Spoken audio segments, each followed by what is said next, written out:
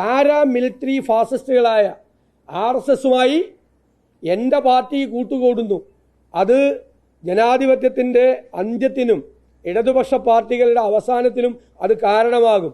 അതിന് കൂട്ടുനിൽക്കാൻ ഞാനില്ല എന്ന് പറഞ്ഞ് അഖിലേന്ത്യാ ജനറൽ സെക്രട്ടറി രാജിവെച്ചതാണ്. നിലമ്പൂർ ഉപതെരഞ്ഞെടുപ്പിന് തൊട്ടു മുൻപ് CPM സംസ്ഥാന സെക്രട്ടറി ശ്രീ MV ഗോവിന്ദൻ നടത്തിയ പ്രസ്താവന പഴയ RSS കൂട്ടുകെട്ടിനെ ഓർമ്മിപ്പിക്കുന്ന ഒരു പ്രസ്താവനയാണ്.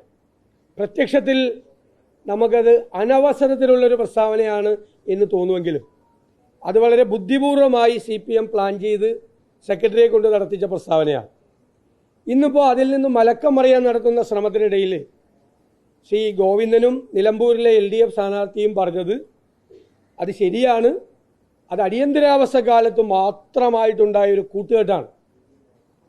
അടിയന്തരാവസ്ഥ കാലത്ത് മാത്രം ജനതാ പാർട്ടിയുമായി ഉണ്ടാക്കിയ കൂട്ടുകെട്ടാണ്, ജനസംഘവുമായിട്ട് പോലും അല്ല. ജനതാ പാർട്ടിയിൽ ജനസംഘം ലയിച്ചിരുന്നു. അപ്പോൾ ഉണ്ടാക്കിയ അടിയന്തരാവസ്ഥക്കെതിരായ അതിശക്തമായ പ്രതിഷേധത്തിൻ്റെ ഭാഗമായി ഉണ്ടായ കൂട്ടുകെട്ട് മാത്രമാണ്, അല്ലാതെ ഒരു കൂട്ടുകെട്ടും ഉണ്ടായിട്ടില്ല എന്നാണ്.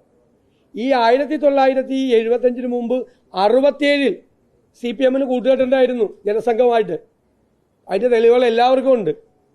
സംയുക്ത വിധായകദള ഉൾപ്പെടെയുള്ള ആളുകളുമായി ജനസംഘവുമായി CPMന് കൂട്ടുകെട്ടുണ്ടായിരുന്നു.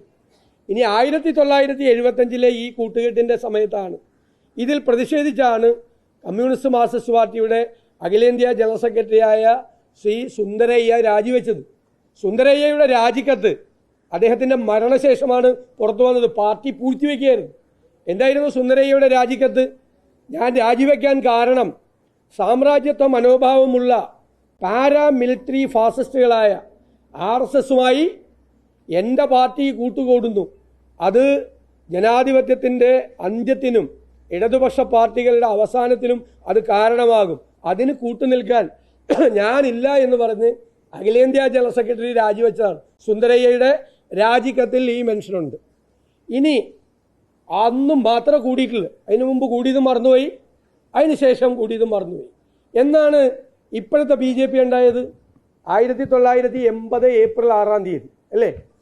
ഇത് എൻ്റെ കയ്യിലുള്ളത് ജൂലൈ 1989 ഒരു ഫോട്ടോയാണ്. ആരൊക്കെയാണെന്നറിയാമോ നിൽക്കുന്നത്? വാജ്പേയി, രാമറാവു, LK അദ്വാനി, VP സിംഗ് തുടങ്ങിയ നേതാക്കൾ. ഇരിക്കുന്നവർ ജ്യോതി ബാസുവും EMS നമ്പൂതിരിപ്പാടും ഒരുമിച്ചായിരുന്നു 89. ജനതാ പാർട്ടി അല്ല, 89 ജനതാ പാർട്ടിയല്ല, രാജീവ് ഗാന്ധിയെ പരാജയപ്പെടുത്താൻ, മറ്റേത് അടിയന്തരാവസ്ഥയെ തോപ്പിക്കാൻ.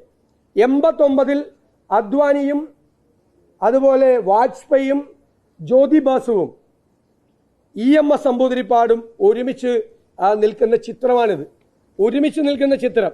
എന്നിട്ടെന്താ TN ചതുർവേദി എന്ന് പറയുന്ന ഒരു ഹിന്ദുത്വ അജണ്ടയ്ക്ക് കൊടിപിടിക്കുന്ന ഒരു കൺട്രോളർ ആൻഡ് ഓഡിറ്റർ ജനറലിൻ്റെ റിപ്പോർട്ടിൻ്റെ പ്രകാരം ബോഫോസ് കേസ് അതുമായി ബന്ധപ്പെട്ടിട്ടാണ് ഒരുമിച്ച് കൂടിയതെന്നായിരുന്നു CPMൻ്റെ ഭാഷ്യം. അപ്പോൾ കേരളത്തിലൊക്കെ C&AG റിപ്പോർട്ട് കീറിക്കളയാണ് CPM. അതല്ല, അപ്പോൾ 89 ഇവർ ഒരുമിച്ച് കൂടി. അന്ന് മൊഹിസൻ ബ്ലിറ്റ്സ് വാരിയയ്ക്ക് കൊടുത്തൊരു ഇൻ്റർവ്യൂവിൽ അദ്ദേഹം വളരെ ഒരു പ്രവചനാത്മകമായ രീതിയിൽ മൊഹിസന്റെ ഒരു വിലയിരുത്തലുണ്ട്. ഇത് ഇന്ത്യയിലെ കമ്മ്യൂണിസ്റ്റ് പാർട്ടികളുടെ അന്ത്യം കുറിക്കും.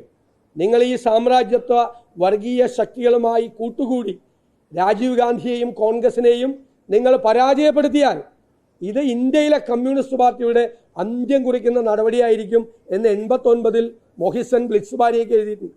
പ്രവചനാത്മകമായിരുന്നു. പിന്നീട് തളർന്നു വീണിട്ട് 2 കാലിൽ എണീറ്റ് നിൽക്കാൻ ഇന്ത്യയിലെ 2 കമ്മ്യൂണിസ്റ്റ് പാർട്ടികൾക്കും പിന്നെ കഴിഞ്ഞിട്ടില്ല. ഇന്ത്യയിൽ ബംഗാളിൽ 33 വർഷം ഭരിച്ച ബംഗാളിൽ വരെ തകർന്നു തരിപ്പണമായി പോയി. ഇതാണ് സ്ഥിതി. 2015 CK ചന്ദ്രപ്പൻ മെയിൻ സ്ട്രീം വാരിയയ്ക്ക് മരിക്കുന്നതിന് മുമ്പ് ഒരു ഇൻ്റർവ്യൂ കൊടുത്തു. എന്നിട്ട് അദ്ദേഹം പറഞ്ഞു, CPM is going to sink, CPI will also sink along with CPM. അതായത് CPM മുങ്ങാൻ പോവുകയാണ്, CPIയും അതോടുകൂടി മുങ്ങിപ്പോവും.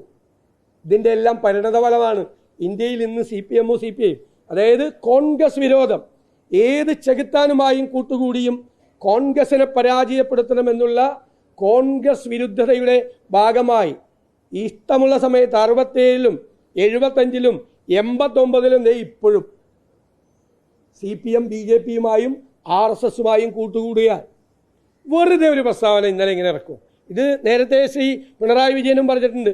ഞങ്ങൾ എപ്പോഴും RSSന്റെ വോട്ട് ചോദിച്ചിട്ടില്ല, പക്ഷേ RSSന്റെ വോട്ട് ഞങ്ങൾക്ക് പലപ്പോഴും കിട്ടിയിട്ടുണ്ടെന്ന് അദ്ദേഹത്തിൻ്റെ ഇൻ്റർവ്യൂ ഉണ്ട്. അദ്ദേഹത്തിൻ്റെ ഇൻ്റർവ്യൂ പിണറായി വിജയൻ്റെ പല സമയത്തും ഞങ്ങൾ കിട്ടിയിട്ടുണ്ട്. എപ്പോഴും ഞങ്ങൾ വേണമെന്ന് പറഞ്ഞിട്ടില്ല, ചില സമയത്തെല്ലാം കിട്ടിയിട്ടുണ്ട്.